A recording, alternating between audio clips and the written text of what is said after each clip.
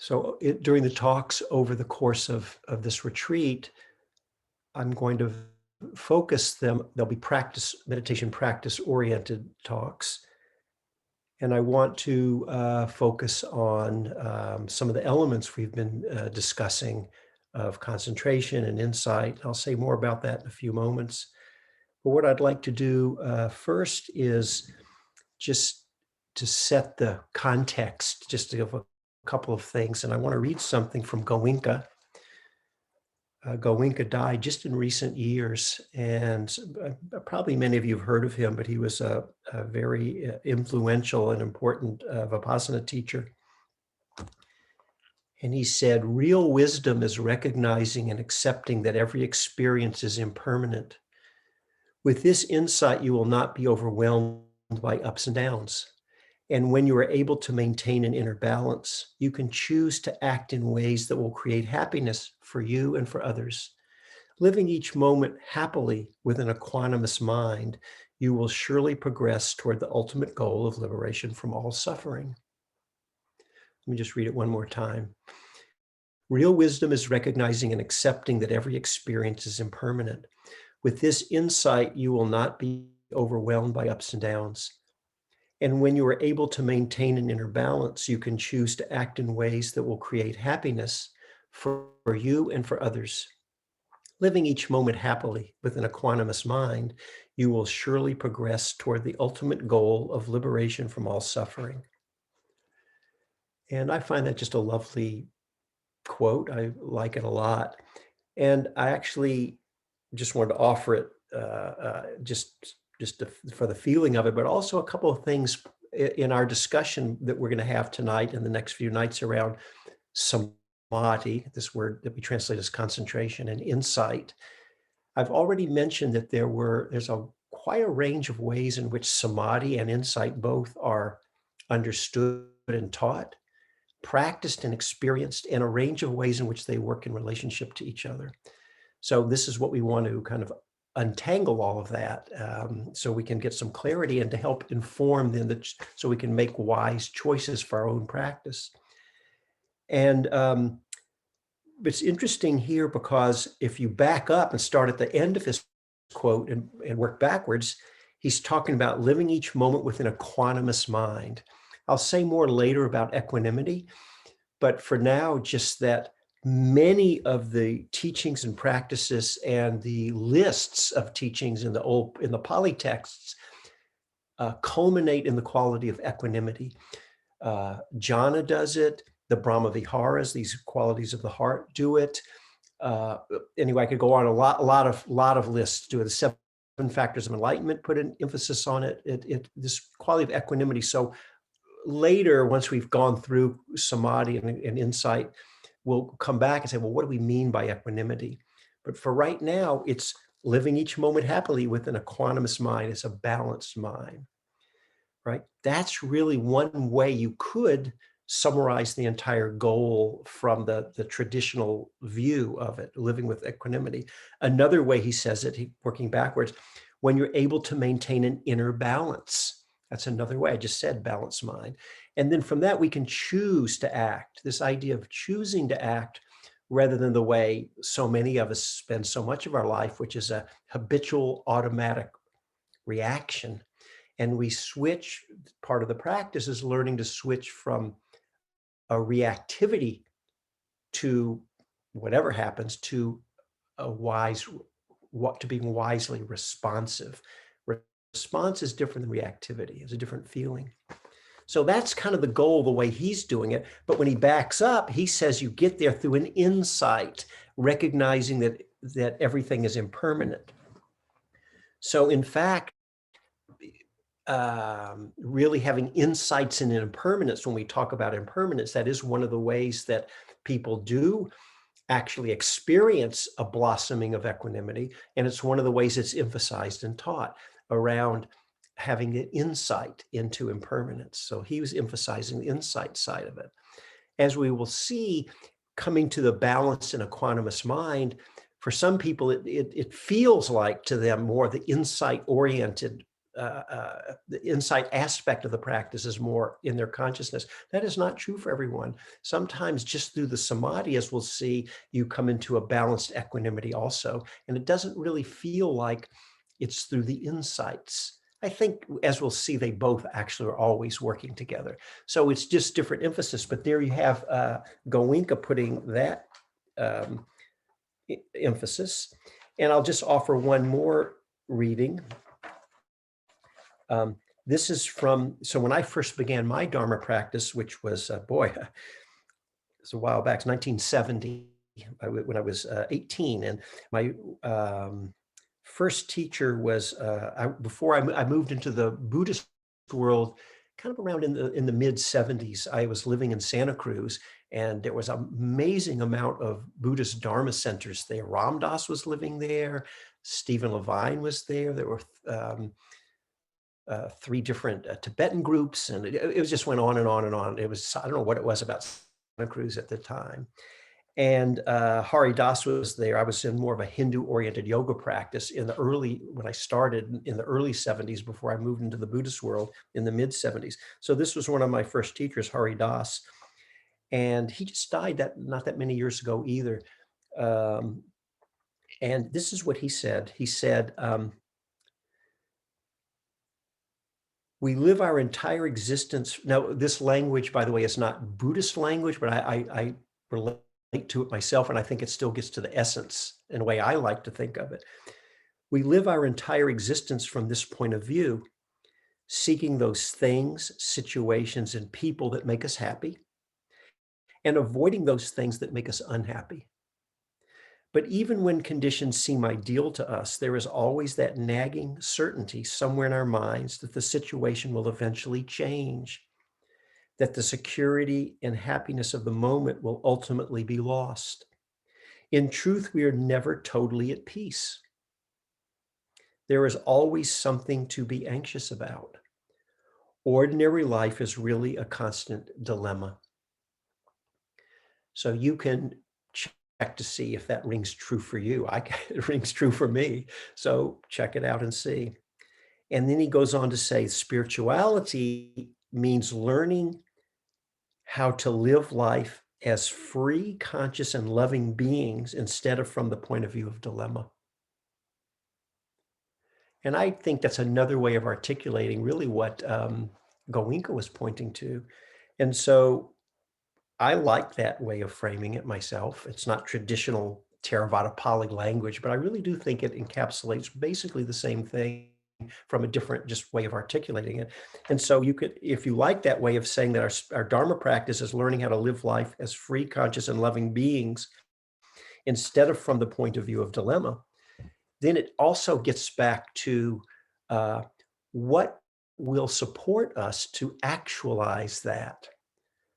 This is the trainings that we're doing. What are the qualities that we're cultivating in our hearts and our minds so that this idea of living life as free, conscious, and loving beings, instead of from the point of view of dilemma becomes more and more a lived reality. Another way some of you have heard me say it is learning to live in a way in which we, over time, we create less and less suffering in the world for ourselves and for others. And we create more well-being in the world, again, for others and ourselves. That's another way to think about it, right? And that idea of living in a way that creates less and less suffering, more well-being, I think it captures it very nicely. So how do we do that? And so our tradition talks about a liberation through non-clinging.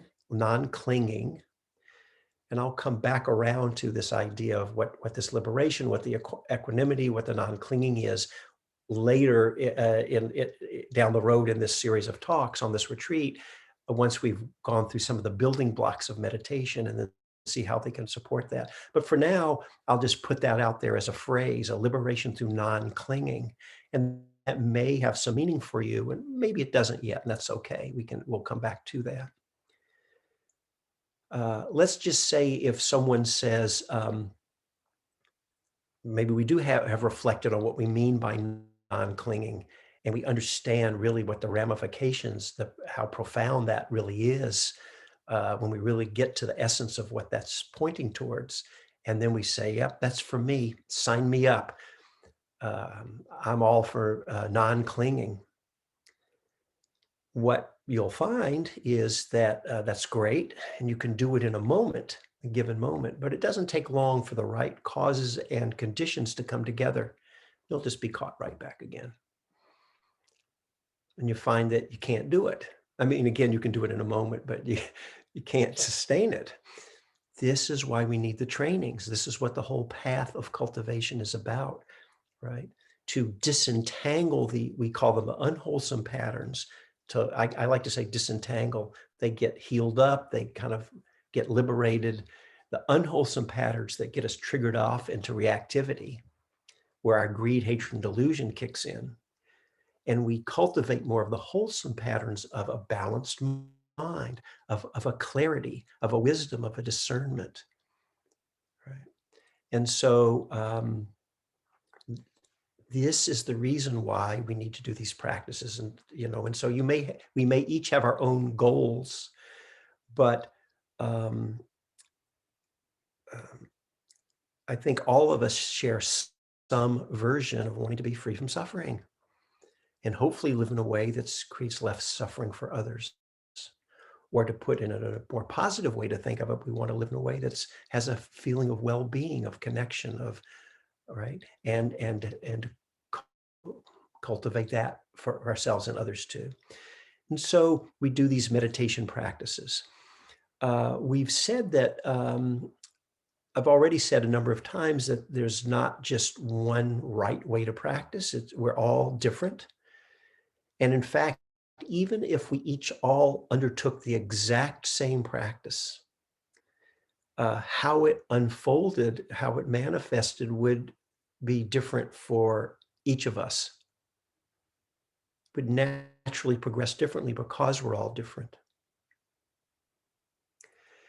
And so this is why there's just such a huge range of possibilities. And hopefully that should not confuse us, but it should actually be good news, because you can't screw it up. You're not under any pressure to find the right way as if it were out there waiting for us, right? We have to, but all of these styles of practice, I will suggest, share a few common building blocks. And so what I want to do is name the building blocks and then spend some time on each one, going into some detail. And then later talk about how these different building blocks come in different ways to create these different branches of the meditation family, which you can call it concentration meditation, insight meditation, things like that. So what I'm calling the building blocks of meditation, this is my own list, comprise 4 qualities: mindfulness, concentration, insight, and I just call them the 4th is the qualities of the heart. In this series of talks, I'm going to be focusing on the mindfulness, concentration, and insight, how they work together. But that's not to diminish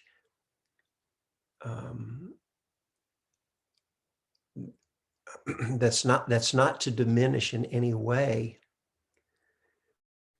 the power of the qualities of the heart. And we want to bring in the feelings of the good heart into everything we're doing. I'm just say again, I'm consciously focusing on the mindfulness, concentration, and the insight side of it.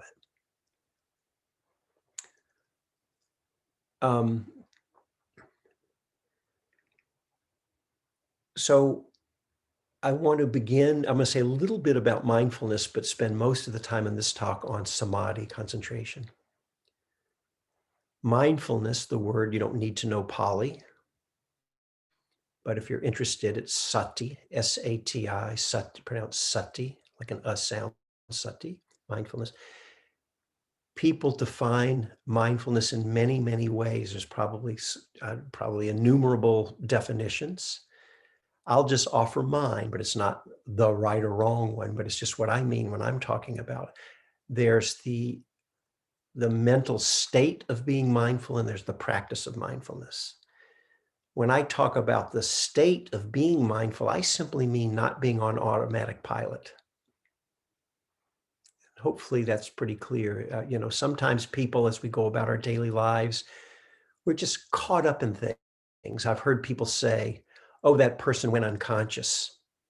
And we know what they meant. And it's a fine way of speaking. They're not actually unconscious. They're just lost and caught up in things, right?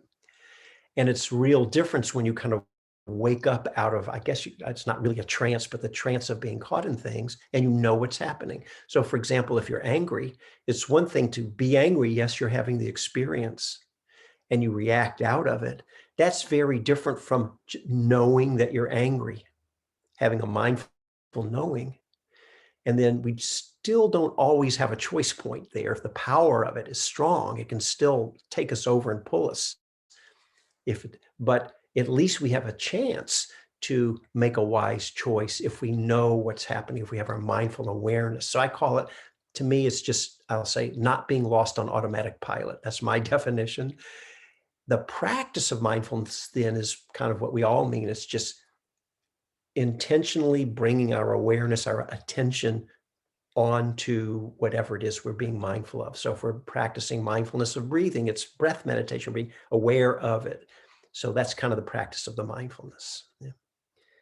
So we'll come back and say a lot more about the mindfulness when we get into the insight side of the practice, because it's common to have insight meditation and mindfulness meditation equated. I do not equate those, but there's a range of ways they're understood and practiced there. So we'll get into that. But just to say, I feel like everything starts with the foundation of mindfulness. We don't have to have developed it strongly, but even in a moment, we have to, even if you're connecting with your breathing, for the 2 or 3 breaths that you're there with your breath before you're lost for 10 minutes in thought, you're being mindful of your breathing. Simple. Okay. The word that we translate as concentration, the word is samadhi. And samadhi is both the Sanskrit and the Pali. I don't like the word concentration. I actually think it's not a good translation at all, but we're stuck with it because everybody uses it. So it's kind of a leftover from, we owe a tremendous debt of gratitude to the early Pali translators from a century ago. And they were real scholars, but a lot of things they didn't really know. So we've got certain terms. So we'll call it concentration, but we want to understand what we mean. The word samadhi, when you go to the etymology of the word, it actually really means undistracted, to be undistracted. And, already for those of you, it's even come up in the questions this morning. I think 1 or 2 people said something about, well, I was taught if I'm doing this kind of practice, I'm doing concentration meditation, but there's a different kind of practice if I want to do what's called vipassana or insight meditation. So there's a lot of controversy about if we use the word concentration, there's a lot of controversy about what the place of concentration is in the practice of insight meditation.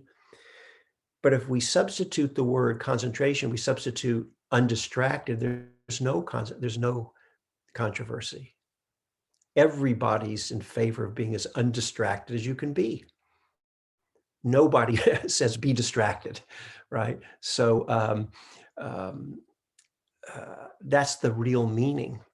But we need to explore this undistractedness a little, because it turns out it can manifest in different flavors, if you will.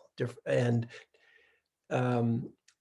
what I'm about to describe are ways that the concentration, the samadhi, can unfold both naturally on its own, and we can intentionally steer it in these different directions.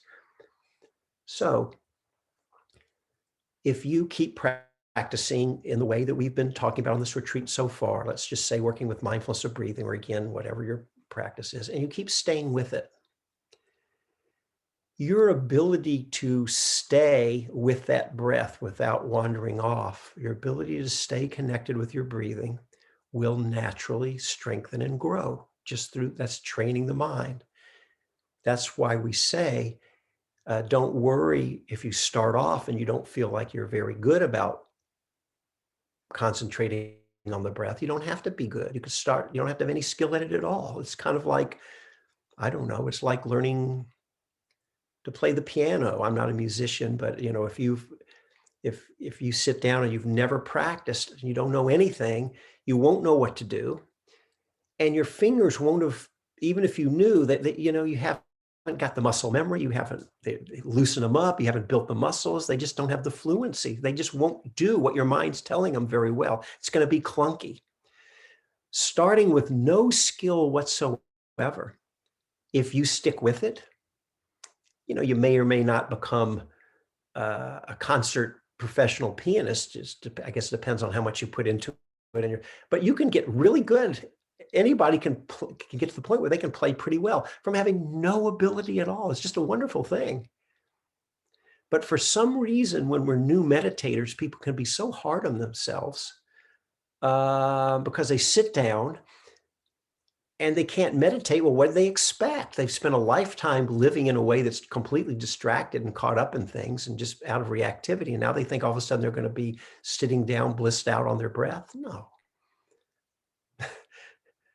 We can be so hard on ourselves. It's like Ajahn Chah used the example of growing a chili bush. He said, if you want to grow a chili bush, you plant the seed, prepare the soil, plant the seed, you water it, you protect it from insects, you make sure it's not, the wind doesn't blow it over and that it gets sunlight, water it. You've done your part. How fast or slow it grows isn't any of your business. That's up to nature. You can't make it happen anyway, he says. But when we sit down to meditate, we expect it to grow, flower, and produce chilies in one day. And he said, you can't go around pulling on the leaves, stretching them, expecting them to grow. So it's like that. So getting back to the way samadhi, but this is important because we just need to be kind to ourselves and patient. Just starting where you are, regardless of how you judge yourself, your ability will grow. And over time, and some of you know this from your own practice, you'll get better and better at being able to stay connected with your breathing. And if you took it far enough, you can get so good that we start to use the term undistracted. That, remember I said that's the real meaning of the word samadhi, because your mind will wander away much, much less often. And the power of the samadhi is doing a lot of the work for you. And so rather than having to do something to stay connected, it becomes more a state of being, of just being connected. And the amount you have to do is a lighter and lighter touch. So I'm not going to get into that too much. That's more of a detail of practice of how you know the right touch. Maybe we'll see if we get to that in the instructions or not. But you'll get better and better and your mind will wander less and less. And if you took it far enough, you could get to a point where your mind would never wander off the breath. That's the level of undistractedness you had. And it would again be a self-sustaining, unbroken process. That's a real depth of undistractedness. And in fact, you can get so good at focusing just on the breath that you would actually stop noticing other experiences around you because you're so undistracted on the one thing of the breath that you don't notice sounds. You wouldn't notice other body sensations. And you could take it far enough that literally you lose connection with awareness of your body or the breath. And there's only this one thing. The image I often use, it's like if there's someone, if this has ever happened to you or someone you know, maybe you're, I don't know, you're reading a book and you're absorbed in it. And you get so absorbed and then someone comes up to you and they say, hey, Richard, and you don't hear them because you're just, and they go, oh, Richard, and you go, oh, what? Oh, I'm sorry. That was an example of being so, we use the word absorbed into what you're doing, that I didn't notice the person talk to me, and they had to nudge me a little. So that's kind of the idea, if you took it far enough. Now, what I just described is a particular kind of undistractedness. And in the tradition, you'll hear a few different names for it. You don't have to remember these, but just so you've heard it. Sometimes it's called one-pointedness, because all your attention, if you took it that far, now you've really taken it far, but if you were to do that, your awareness is undistracted on just it's not literally a point, but it's the one thing. So we call it the one point. So it's called one-pointedness. It's sometimes also called exclusive samadhi. And the reason it's called exclusive samadhi, because your awareness is exclusively on the one thing. Or it's because it excludes awareness of anything else, right? And basically, if you were to take it that far, what would happen for you, as I just said, you could get to a point where you wouldn't hear sounds, you wouldn't feel your body, changing experiences. In fact, the changing flow of experience for you would drop away. You would lose connection with the changing flow, because undistractedness is so steady, and your experience is very, very steady. When we talk later about, remember the quote from Goenka? He said, real wisdom is understanding that all things are impermanent. So for example, probably tomorrow, I think we'll get to the discussion on the ways insight is practiced and understood. And if part of it is putting your attention on the experience of change, so you get insight into change, that everything's changing. You could see, if that was your idea of what insight is, and if what your understanding of samadhi is that you lost connection with change, then that's a reason you can understand that people might say, oh, if you're doing concentration, you're not doing insight. It's because of that. We'll see more. It turns out that's perfectly fine to have that view, but there's more to the story. It's not quite as simple as that. Turns out you can have insights even in that kind of state. I'll come back to that. But anyway, so again, the important point is you can have a kind of an undistractedness in which you could say, so I'm going to use the term the mind in just a moment. But I have to say, I'm being a little sloppy and loose here. I don't know what the mind is. The term the mind is used for a lot of aspects of ourselves, our mental. So but I hope just by saying the mind, I'm about to say the mind comes to a stop. But I just want to name that maybe it's my lack of being articulate. I just don't know a better way to say it. So you're just going to have to, hopefully you'll get the idea. When what I just talked about happens, really you experience the mind coming to a stop. Or, I'm sorry, you experience, not the mind, the changing flow of experience coming to a stop in the way I just described. So hopefully I'm kind of repeating, but hopefully you got the idea on that. That's a kind of undistractedness. There's a second way that undistractedness can grow. Second kind of samadhi. It's just as deep, but it's qualitatively different. In this way, rather than the changing flow of experience coming to a stop, the mind stops, but it's still open and present to the wide range of changing experiences that can come and go. And to give you a feeling of that, second kind of, let me read this quote from Ajahn Chah, famous quote that many of you have heard. Ajahn Chah says, try to be mindful and let things take their natural course.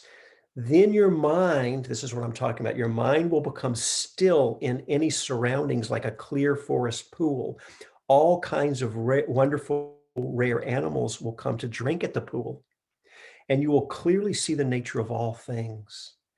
You will see many strange and wonderful things come and go, but you will be still. This is the happiness of the Buddha. That's a different kind of stopping. And some of you may have experienced that where, again, it's hard to, if you haven't experienced it, I'm just kind of repeating, but when you experience it, you'll know where there's a stilling of the mind. Some people think that kind of undistractedness, the kind of samadhi, the first kind where you can't feel your body anymore, is deeper. That is not true. It's a just different kind of depth. It's a different parts have stopped. The mind is stopped, but there's a presence, a knowing, and then other experiences within that. It's kind of like a choiceless awareness thing, only it's really powerful and self-sustaining and strong and clear. And then other experiences can be known. In that kind of undistractedness, even if you had the kind of understanding of insight that I was talking about earlier, that you have to have insights into change, here you could take samadhi as far as you want if it was this kind of undistractedness, because you haven't lost connection with change. In fact, you've enhanced connection. The one-pointed exclusive concentration that I mentioned in the beginning this is my own term, is a disconnecting. I don't mean that in any pejorative at all. It disconnects you from certain experiences because you've gotten so absorbed just on the breath. The second kind is not disconnecting, it's profoundly connecting because you're so present and clear and deep. It actually magnifies and enhances your experience. The second kind, rather than calling one-pointedness, I translate the Pali term as it's ekagata, which just means, eka means one. I translate it as singleness of mind rather than one-pointedness. Or I actually prefer even more than that, unification of mind rather than one-pointed. Different translation of the same term. Rather than being exclusive, this second kind is inclusive. Doesn't exclude everything, and it includes everything. Rather than being disconnected, it's connecting. To make the point further, what I'm about to say, I don't know if this is actually how brains work. I'm not a brains neuroscientist, but I think I'm just trying to make a point.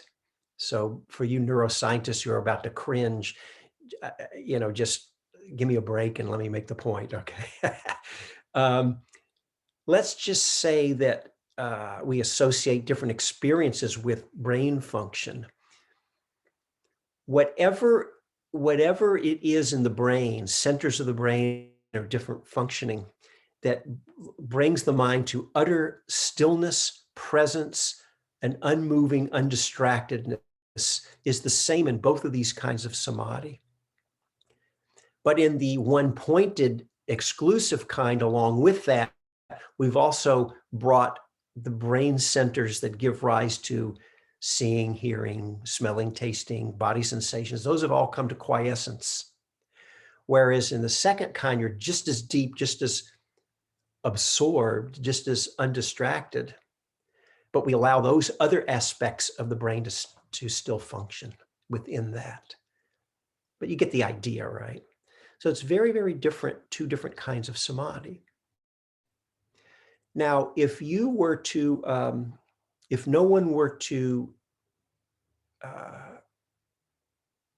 give you any guidance and you just sat to meditate on your own, you would naturally head in one of these directions or the other.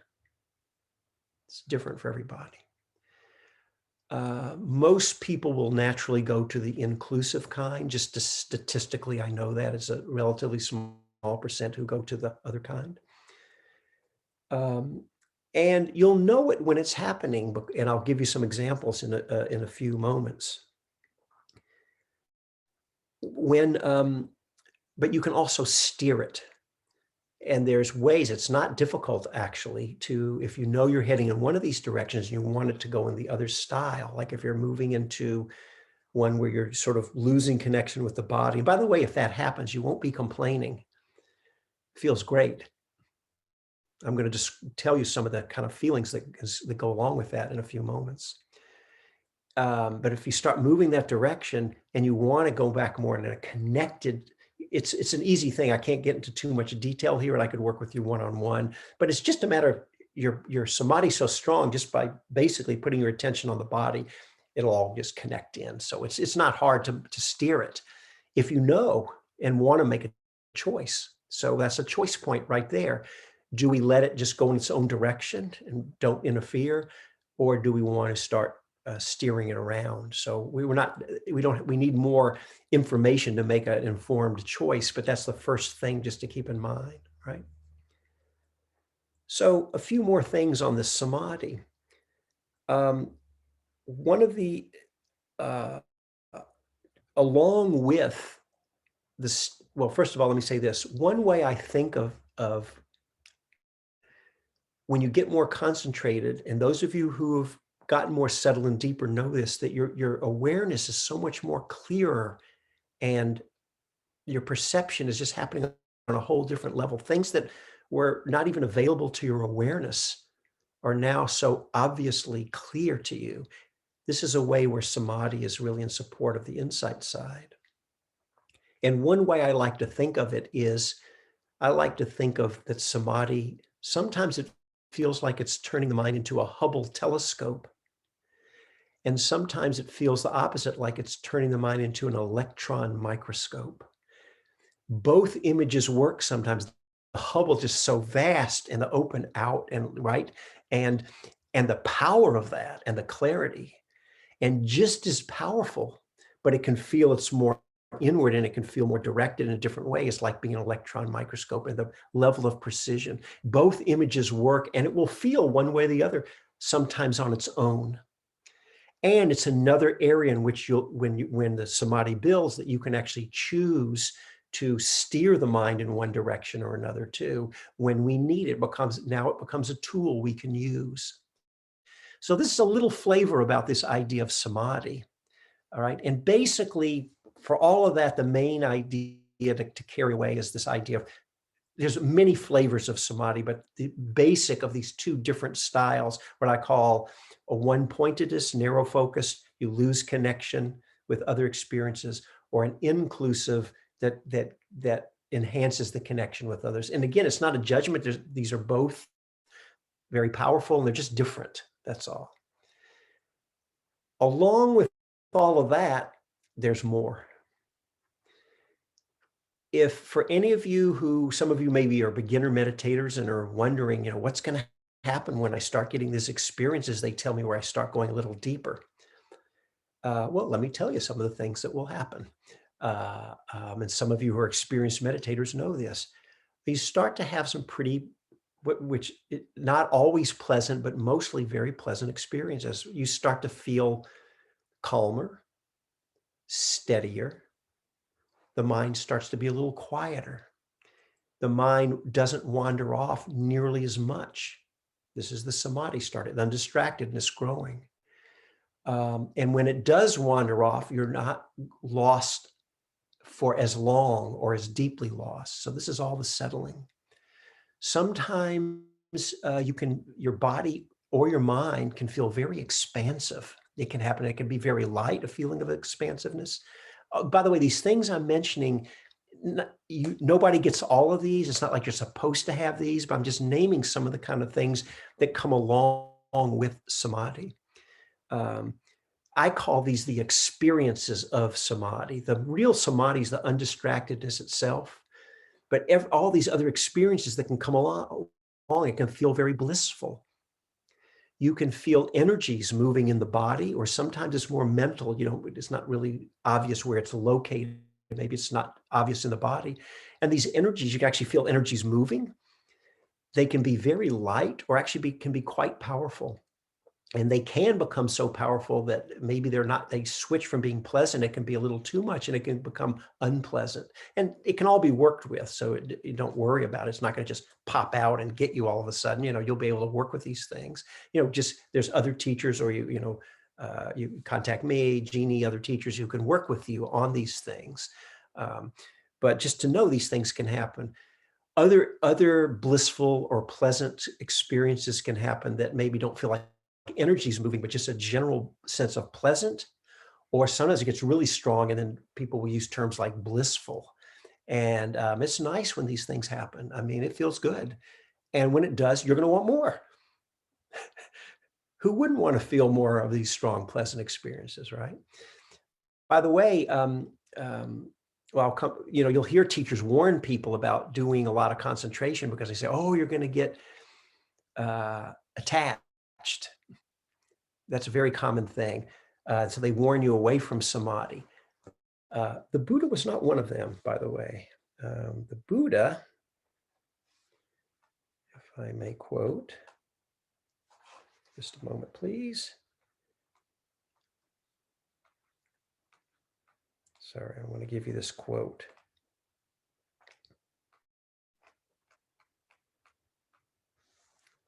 Here, so he's talking about a particular state of samadhi called jhana. I might mention a little bit if I have time in a few minutes about jhana, but these are really getting very deep. We're talking about samadhi. He says, jhana is called, this is attributed to the Buddha in the Pali text. Jhana is called the pleasure of renunciation, the pleasure of seclusion, the pleasure of peace, the pleasure of enlightenment. I say of this kind of pleasure that it should be pursued, that it should be developed, that it should be cultivated, that it should not be feared. So the Buddha was not one of those people saying, "Oh no, don't do concentration." He said, "Go for it," basically. Okay, so, I think we should listen to him. And look, of course, you're going to want more. You're going to get attached, and you're going to suffer, and you're going to learn, and it's not a big deal. It happens to everybody. It's no big thing. You're going to sit down to meditate, and you're going to have this wonderful, fantastic, great, pleasant meditation. Then you come back that afternoon, and it's all falling apart. And you're going to be crying to the teacher about how your meditation is not working. And of course, it didn't fall apart, right? There's no such thing as falling apart. There's actually no such thing as a good or bad meditation. You know that, right? I mean, we think there is. What's a good meditation, right? So when you're getting what you want.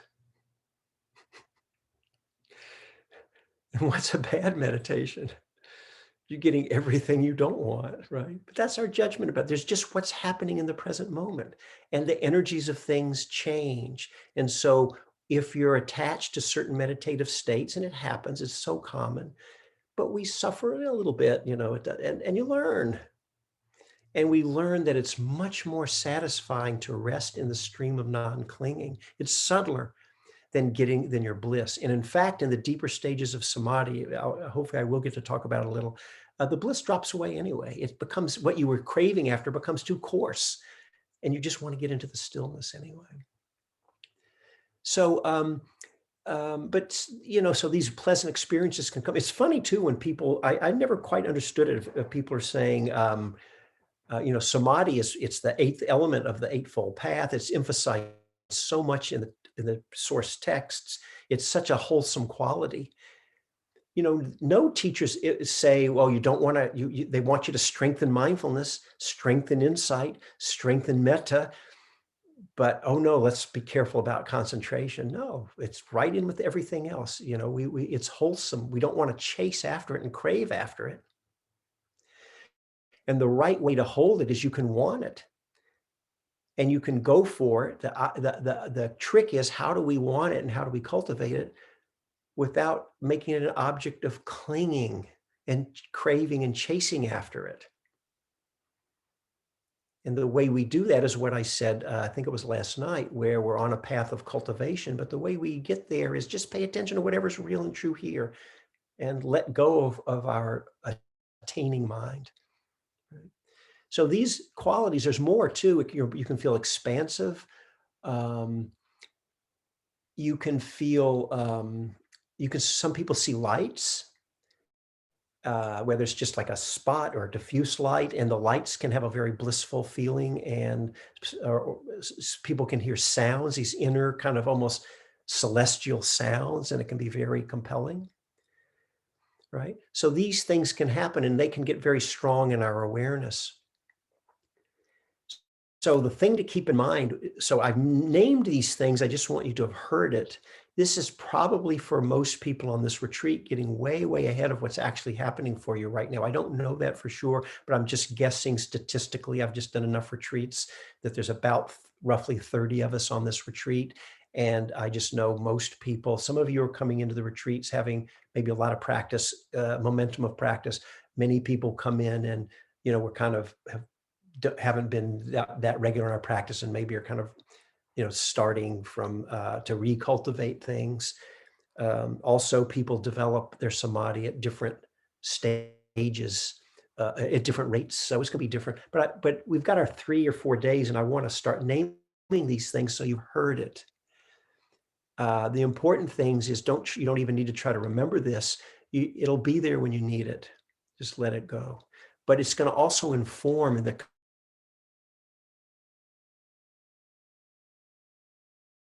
samadhi you keep in mind.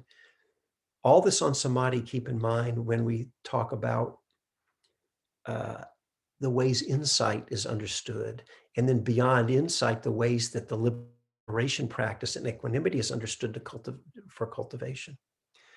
But the main thing for all this samadhi is, if you want a couple of things to remember. Remember, I made a distinction. I'll just recap about kind of a couple of main flavors of the undistractedness, inclusive or exclusive. Another thing to keep in mind is we make a distinction between the unclear, undistracted mind itself and all these other experiences of samadhi, whether it's blissful, expansive, seeing lights, or whatever else may happen.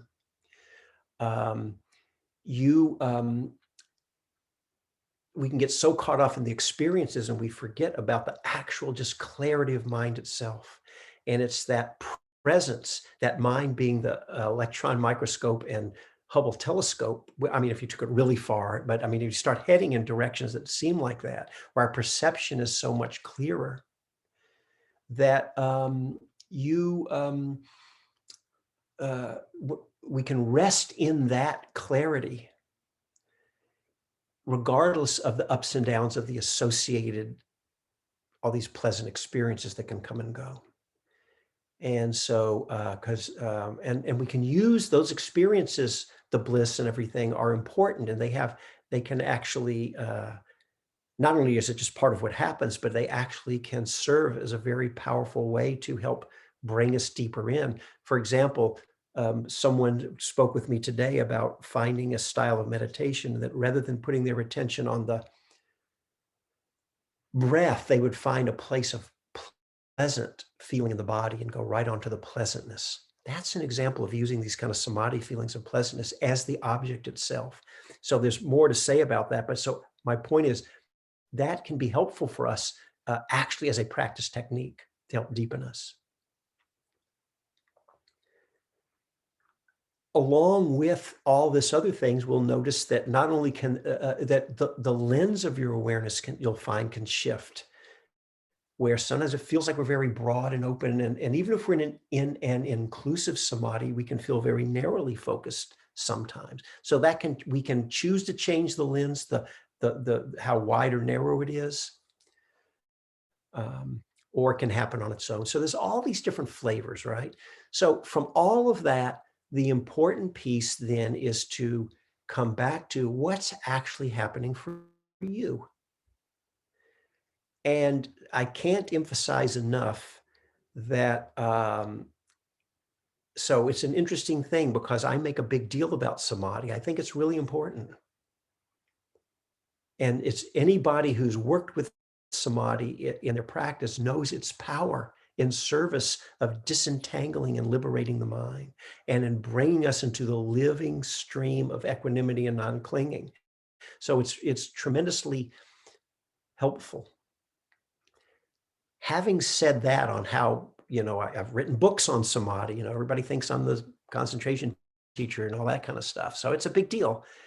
At the same time, and I mean this very seriously, it's of no importance at all. What's important is just what's real and true. And how are we being with that or not? Samadhi is there to help us, but it's not the end all and the be all. And there are paths of liberation that don't emphasize samadhi much.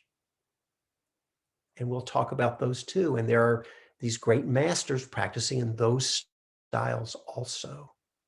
So we want to find our relationship with it. And really the friendly relationship with it is to recognize the power of samadhi in the same way there's a power of mindfulness and a power of insight and all of these things. Again, we don't make it an object of clinging. We rest happy. We don't judge ourselves. So let's be at peace. We don't have to create suffering along this path that's intended to bring us to the end of suffering. Let's just be happy now with what you got. You've brought the non-clinging right into the moment, and that's the essence of the practice. So a few more things as we're coming to the end of this talk. First of all, for those of you who have meditated either at home or on retreats or both to the point where you have cultivated any amount of samadhi, you know that when you get more concentrated, you're naturally more aware without even having to try of what's happening in any given moment. If there's something going on in your body, I mean, we'll talk tomorrow. Of course, there's times we need to go investigate and look and consciously turn our attention. But a lot of times also there's the place where you just know. It reveals itself. That's the Hubble telescope and the electron microscope. It's just revealed. That's the power of the samadhi in service of the insight side right there. Even if you don't think you're doing insight practice, if you just think you're going to do concentration, well, guess what? If emotions come up, moods, greed, clinging, suffering in the way you create suffering, you see it naturally so much more clearly. So there's more to say about that when we come back around at how all these different styles of meditation work. But it's a little teaser to keep in mind that the power of concentration is both to help keep you more present with things, so you can use it in service of this insight that we're going to talk about. But also the insight's already right in there because of the clarity that comes in your mind. Even if you don't think you're doing it, it just comes to you. And there'll be both styles. Sometimes you actually turn towards to do a kind of practice called insight. Again, haven't described that yet, but that's coming. And other times the insights are just coming out as a fruit of the samadhi.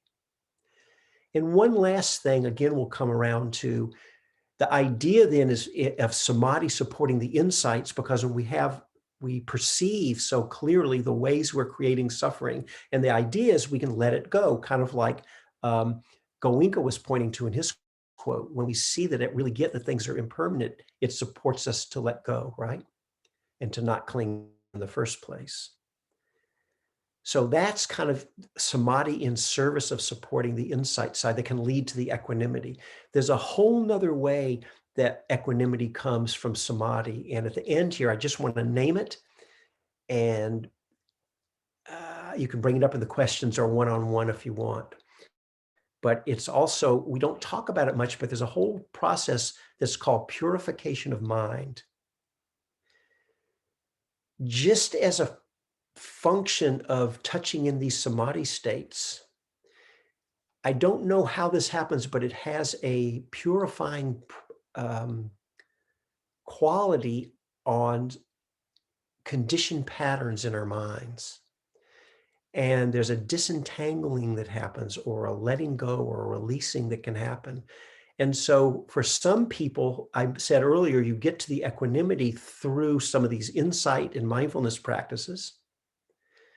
But for others, it doesn't, they still are getting insights, but it's just an equanimity arises out of the balanced mind that comes from the samadhi. And you carry through on the same equanimity. And you may not even think in terms of it being an insight practice. It's another flavor, another way that the liberation, the insight, the balanced living can come to fruition. So it's another way that if you did nothing but just try to just steady your mind, you would see for yourself that these kind of fruits of the enhanced equanimity would come. And if you did nothing but try to balance your mind, in other words, you think, oh, I'm just going to do concentration practice. All the times when you can't concentrate, guess what? It's kicked you over to the insight side, because now you're going to have to bring in the mindfulness and the discernment and the investigation to deal with what's going on. So the bottom line is, it doesn't matter what your entryway is, whether your entryway is to focus on the concentration side or to focus on the insight side. You're going to get it all, and you need it all. What's needed will present itself. And so I want to end by just repeating what I said at the beginning instructions. I think I said this, I don't know if I said it this morning, so, sorry, my memory, but last night. One way to practice, just, you don't have to, but this is the way I'm offering it, is you pick your mindfulness of breathing, whatever you do, you really give it a lot of emphasis. And you stay with that in service of deepening this samadhi. And you take that as far, and there's more that's going to come in the instructions about, as the samadhi unfolds, how we work with it, but we just haven't gotten there in the instructions yet. I need a couple of days for us to get there, and then we're going to have a couple of days of samadhi instructions in the morning also. Stay with that. Just let it run.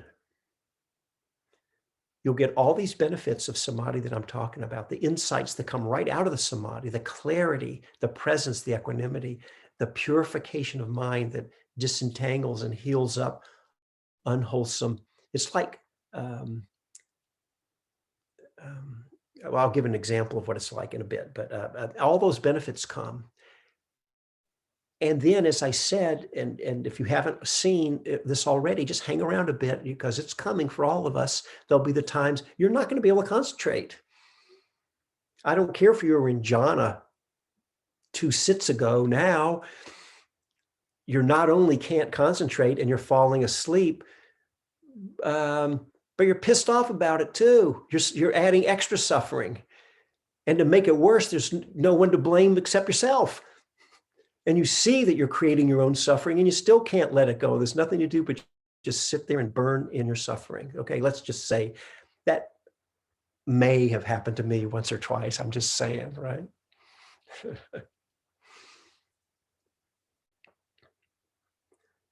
May have happened to me once or twice.